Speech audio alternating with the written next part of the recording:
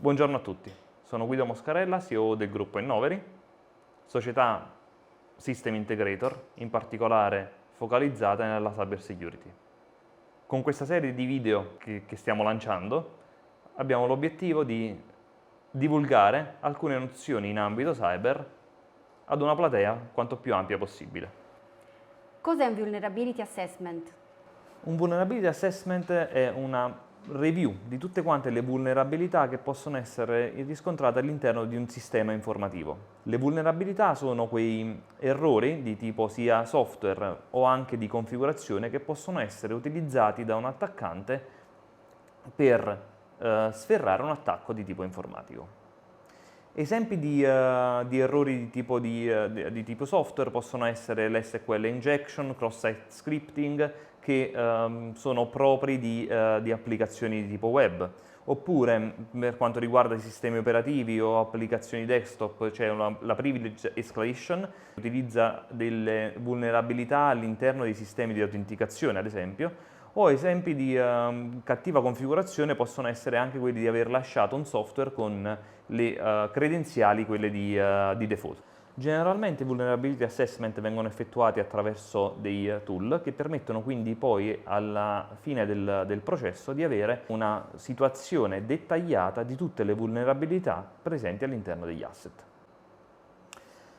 È importante anche differenziare vulnerability assessment da penetration testing. Il vulnerability assessment è un assessment generalmente automatizzato, come stavamo dicendo, che cerca appunto quelle che sono le vulnerabilità note all'interno di un sistema. Un penetration testing invece viene generalmente eseguito da professionisti e cerca le debolezze, cerca comunque di sfruttare e di penetrare all'interno del sistema. Una buona analogia potrebbe essere quella di trovarsi di fronte a una porta e il vulnerability assessment verifica se la porta è aperta o chiusa. Il penetration test invece, seppure si trova di fronte a una porta chiusa, cerca di aprirla ed entrare. Perché fare un Vulnerability Assessment? Perché effettuare un vulnerability assessment? Perché la maggior parte degli attacchi informatici sfruttano queste vulnerabilità, che sono tra l'altro già note, i cui rimedi anche sono già noti. Inoltre, essendo vulnerabilità spesso causate da errori di configurazione e le configurazioni vengono modificate in modo continuativo all'interno delle nostre infrastrutture, è importante che il vulnerability assessment sia effettuato in modo ben cadenzato, affinché si possa mantenere costante il livello di sicurezza. Come funziona il processo di Vulnerability Assessment? Allora, innanzitutto esistono vari tipi di vulnerability assessment, quelli che riguardano le applicazioni, quelli che riguardano i database, quelli che riguardano gli host e l'infrastruttura di rete, ad esempio. In ogni caso, tutti questi vulnerability assessment sono composti generalmente da 4 fasi. La prima è quella dell'identificazione delle vulnerabilità, la seconda è quella dell'analisi delle vulnerabilità, risk assessment e remediation. L'identificazione consiste appunto nell'identificare tutti quanti gli asset che sono presenti all'interno dell'infrastruttura ed identificarne le vulnerabilità, spesso utilizzando dei database noti di vulnerabilità messi a disposizione dai vendor o da fonti OSI. L'analisi di queste vulnerabilità invece consiste nello scoprire qual è la causa, la root cause delle vulnerabilità e capire quindi poi quale potrebbe essere un futuro remediation. Il risk assessment consiste nel prioritizzare queste vulnerabilità. Generalmente a seguito di un vulnerability assessment possono risultare numerose vulnerabilità ed è necessario quindi prioritizzarle in termini di importanza. Questa fase è molto delicata e viene effettuata prendendo molte informazioni, ad esempio informazioni su quali sono gli asset critici, quali sono i dati che vengono trattati, quali sono gli impatti sul business di quel tipo di vulnerabilità.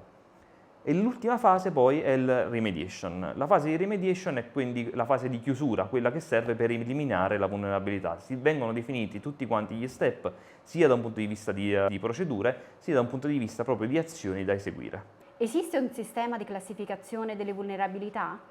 Sì, il cosiddetto Common Vulnerability Scoring System o detto anche CVSS, è un sistema molto utilizzato all'interno dei sistemi di vulnerability assessment.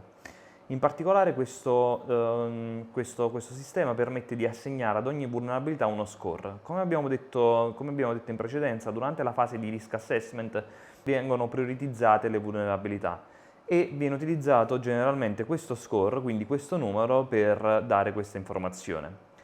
Come funziona? Questo score quindi è composto in realtà da 3 metriche. La prima una baseline metric che è dipendente dalla vulnerabilità stessa e non cambia dal tempo e non cambia a seconda dell'environment in cui ci si trova. La seconda invece è temporale e dipende appunto dal momento storico in cui ci si trova, ad esempio se è presente una patch per questa vulnerabilità, se è presente un exploit, se sono presenti invece dei workaround per questo tipo di vulnerabilità, e quindi cambia a seconda del momento storico in cui ci si trova.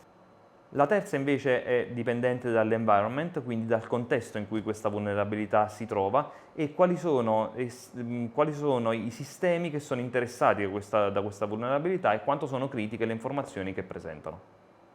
Sul mercato esistono diversi vulnerability scanner. Sono realmente utili ed efficaci? Sì, sono molto utili, soprattutto nell'ottica di avere un vulnerability assessment cadenzato, ben cadenzato e fatto in modo continuativo. Però molto importante anche avere l'apporto di un professionista, perché la prioritizzazione delle vulnerabilità, soprattutto rispetto al proprio ambiente, al proprio contesto, è difficilmente effettuabile in automatico da un tool. Ed anche nella fase di remediation un professionista può essere molto più efficace. Da oltre 20 anni noi di Innovery siamo a fianco di grandi, medie e piccole aziende, aiutandole nell'implementazione dei sistemi di sicurezza che servono per proteggere le proprie infrastrutture. Grazie per averci seguito, al prossimo video!